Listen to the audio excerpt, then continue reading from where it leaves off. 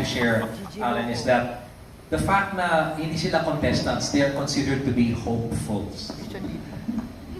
Meron kaming mga kilalang mga singers na hindi nanalo sa mga ibang singing contests, pero where they are today. Diba? Parang they became champions also. So naniniwala ako na kahit na nag-no kami sa ilan sa mga batang sumali, alam ko na maybe this is just a stepping stone. A stepping stone meaning it's a step higher, hanggang doon muna sila. Then the next contest they join, it's another step higher. They may not win, but they're going upward.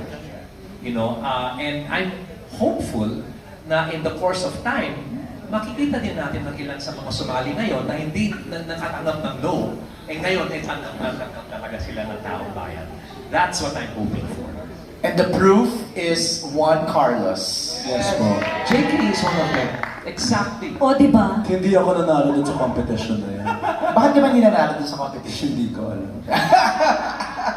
No, but it's I kind of also sometimes other kids when we say no to them, I also am able to use myself as an example na parang Nice. you know, just because we say no now doesn't mean this is the end of the road for you. No, and ang usapan pa nga namin lagi, magkita tayo sa next season, sa season 2 ng Idol Kids. Oh wow, declare mo na? Meron ba? Meron na.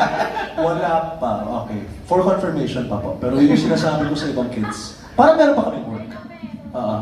Yes. Thank you. Alright, thank you, Alex.